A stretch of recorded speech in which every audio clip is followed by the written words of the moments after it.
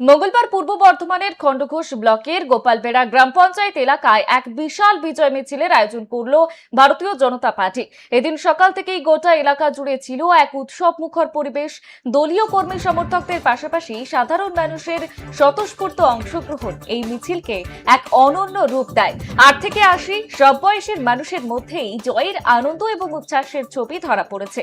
এদিন সকালে ইন্দুটি গ্রাম থেকে এই মেগা বিজয় মিছিলের সূচনা হয়। এরপর হুটখোলা গাড়ি বাইকে করে স্থানীয়দের মিছিলটি আটিরা এবং পূর্বচক গ্রামের বিভিন্ন রাস্তা পরিক্রমা করে। মিছিলের শেষ প্রান্তে ছিল বামুনপুকুর গ্রামে। পুরো পথ জুড়েই ঢাক, ঢোল, আবির খেলা এবং দলীয় স্লোগানে মুখরিত হয়ে ওঠে চারপাশ। মিছিলটি যখন বিভিন্ন গ্রাম পার হচ্ছিল তখন রাস্তার দুধারে দাঁড়িয়ে থাকা পথচলতি মানুষ এবং বাড়ির মহিলারা হাত নেড়ে মিছিলে অংশগ্রহণকারীদের শুভেচ্ছা জানান।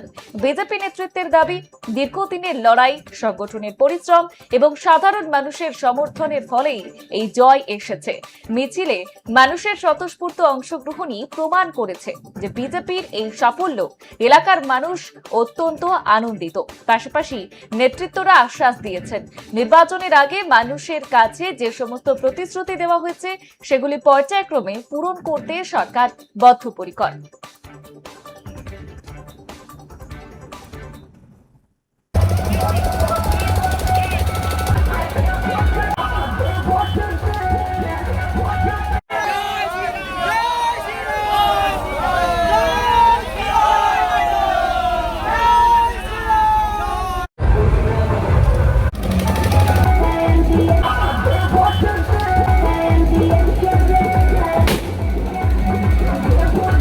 আজকের বিজয় মিছিল থেকে মূল বার্তা কি আছে?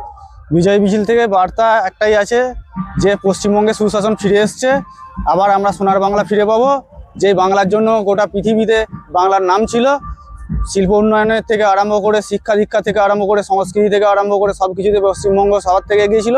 আবার সেই জায়গায় ফিরে আসবে পশ্চিমবঙ্গ, এটাই আমাদের বার্তা। এই খণ্ডঘোষের বুকে প্রথম কি কাজ করবেন আপনারা?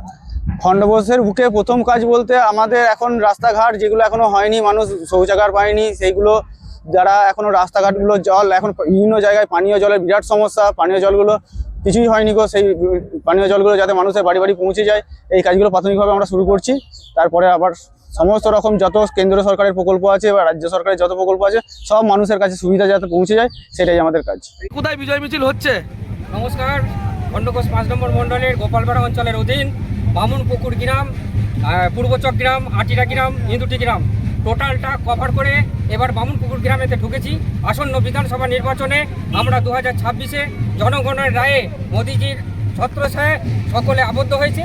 আসন্ন নির্বাচনে আমরা যে বিপুল ভোটে জয় করেছি, সকল কর্মী বা গ্রাম নেতৃত্ব বা জেলা নেতৃত্ব সকলে পাশে থেকে আমাদের যে এই জয়, এই বিশ্বের জয়, 1 নম্বরের জয়, আশা করি ভারতীয় জনতা পার্টি দীর্ঘ 50 বছর ধরে এই গোপালবেড়া অঞ্চলের ইন্দুটি, আটিরা, বামুনপুকুর, পূর্বচক এবং বামুনপুকুর গ্রামে সমস্ত মানুষ 50 বছর রাজত্ব করবে মোদিজির নেতৃত্বে।